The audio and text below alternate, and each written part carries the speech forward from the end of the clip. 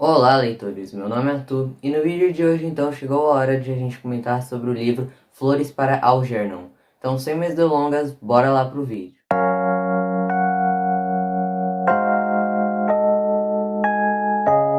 Bem, pessoal, chegou a hora então de comentar sobre o melhor livro que eu li em 2020 e provavelmente essa será uma das últimas resenhas desse ano, se não for a última, e realmente estamos fechando aí o último mês com uma grande chave de ouro, assim, um livro que me faz ser leitor, né? Aquele tipo de livro realmente que eu gosto mesmo, do início ao fim. Foi o que aconteceu com esse livro aqui, tá? Me surpreendi demais com essa história e vocês vão entender o porquê ainda nesse vídeo, tá?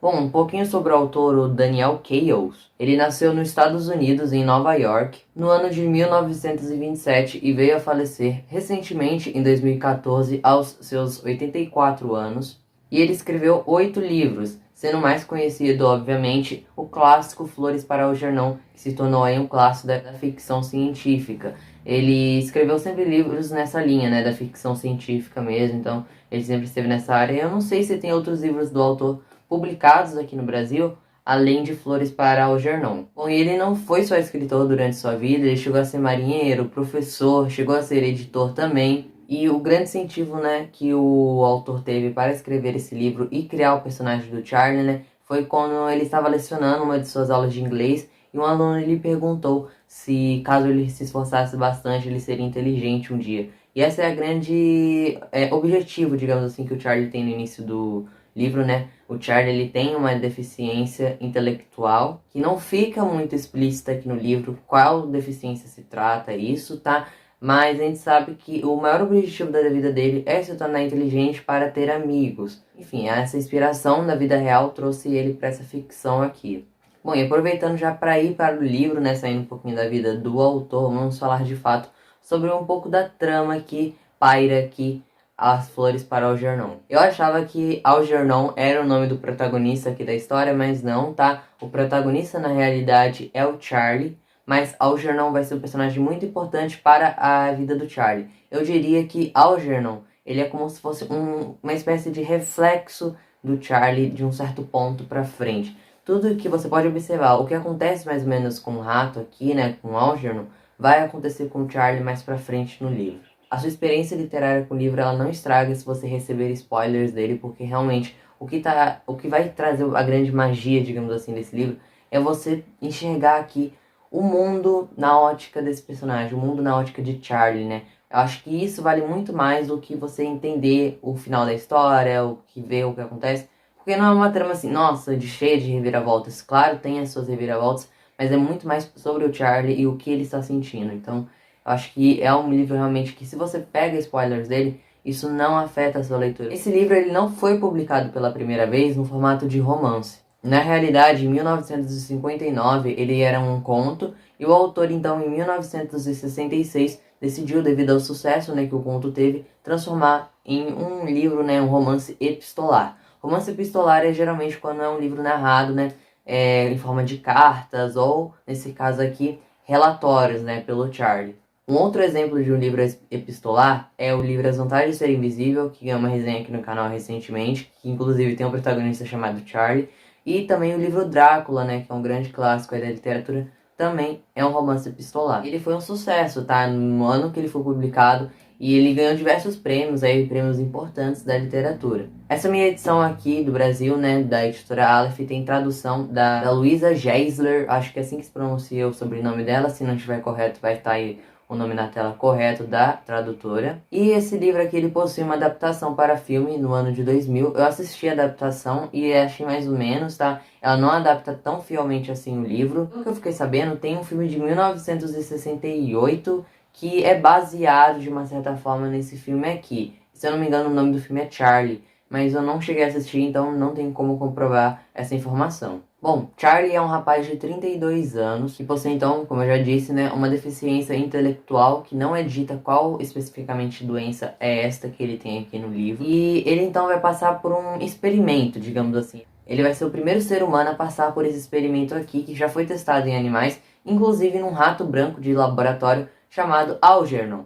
Então o Charlie, ele vai aceitar passar por esse experimento. O grande objetivo da sua vida sempre foi ter amigos e ser inteligente, né? Então, ser inteligente para ele era a mesma coisa de você conseguir amigos, as pessoas gostarem de você. Então, no início do livro, a gente acompanha o Charlie muito diferente do Charlie do final.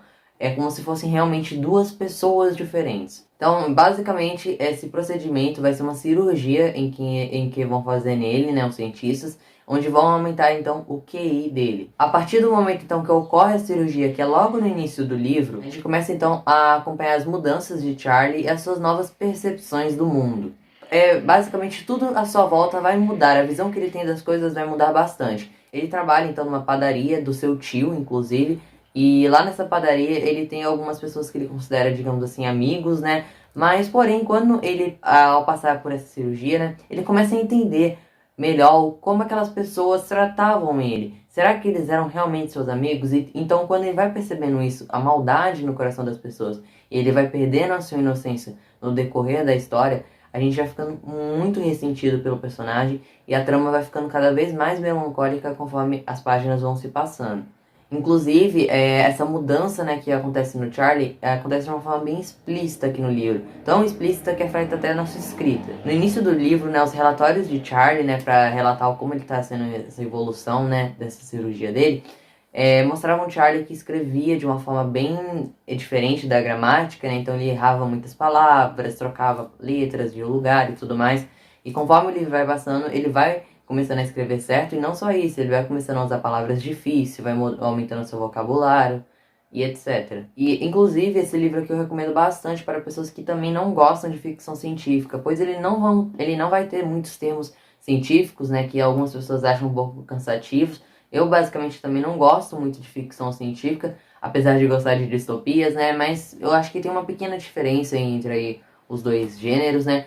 Mas aqui, em Flores para Algernon, a gente vai ter uma história muito mais ligada ao personagem, ao sentimento dele. Então, eu diria que é uma história muito mais dramática, realmente, do que uma ficção científica. Claro que vai ter muitos elementos da ficção científica aqui na história, tá? Mas eu diria que não é um plano, assim, tão importante aqui dentro da trama. E é triste de ver como o Charlie ele se sente tão deslocado, tão solitário, como se ele estivesse pedindo socorro realmente o tempo todo.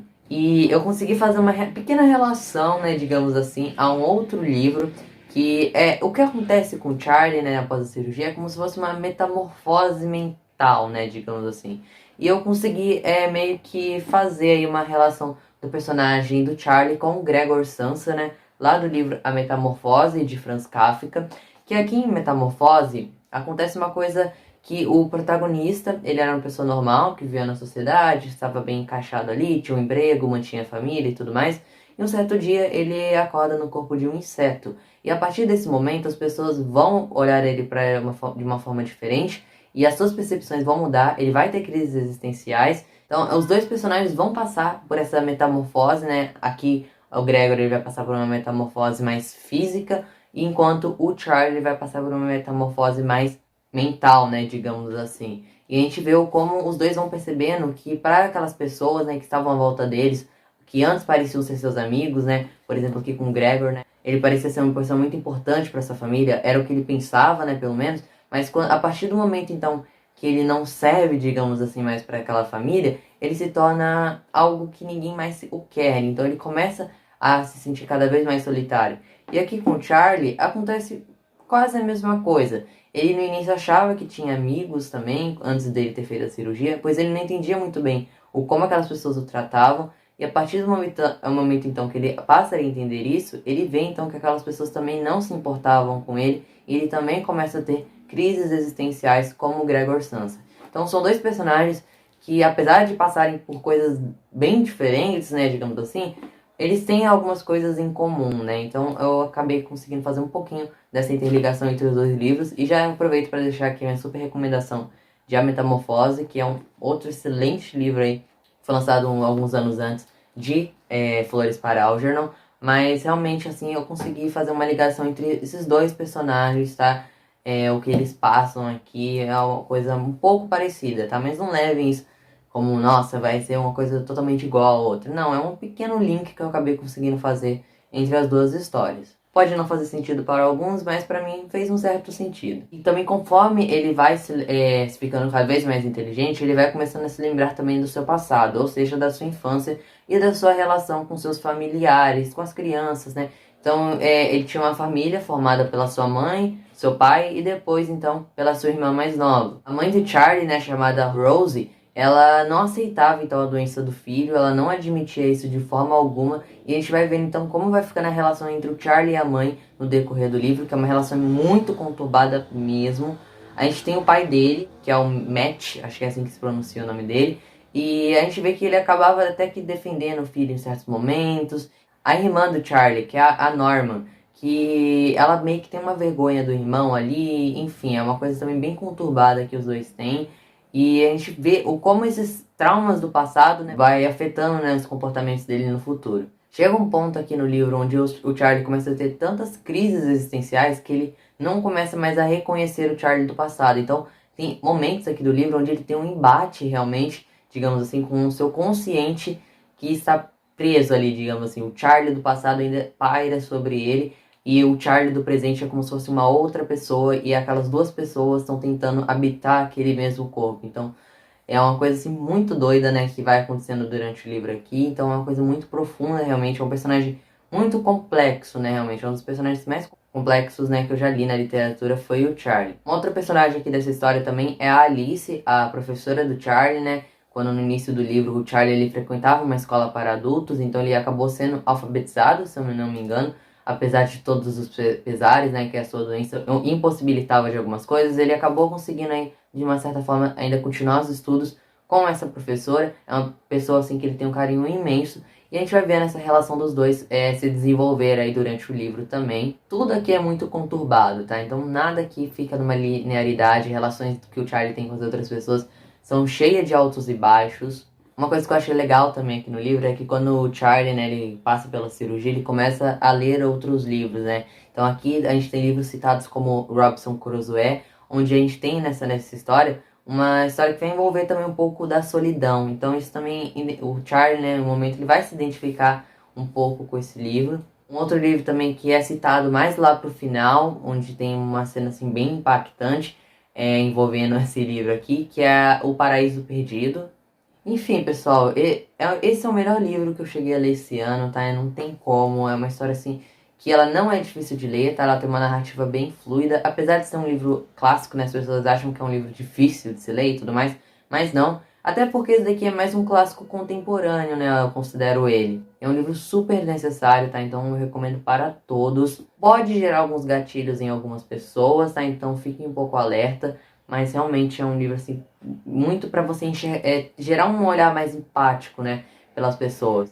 Bom, eu vou ficando por aqui então com a minha super indicação de hoje. Deem uma chance para esse livro aqui, tá? Porque é um livro, assim, realmente que vai fazer você pensar muito e vai fazer você refletir sobre várias coisas. Então é um livro que, de uma certa forma, me mudou, tá? Então, leiam Flores para Algernon. E é isso, tá? Se gostou do vídeo, já sabe, deixe o seu like, se inscreva-se no canal, comentem. Não esqueça de seguir o canal lá no Instagram, @olavo.leitores. E até uma próxima. Do jeito que o vejo agora, ele não está realmente assustado. Apenas se sentindo excluído, como um pássaro ou um esquilo que se afasta dos movimentos bruscos dos comedouros. Involuntário, incisivo. A luz da porta entreaberta chega em mim novamente em uma visão iluminosa. Ao ver Charlie encolhido sobre as cobertas, queria dar conforto a ele, explicar-lhe que não faz nada de errado, que está além dele mudar a atitude da mãe para ver como ela era antes da sua irmã chegar. Ali na cama, Charlie não entendia o que diziam, mas agora isso o machuca. Se ele pudesse alcançar o passado nas minhas memórias, eu a faria para ver o quanto ela me magoava.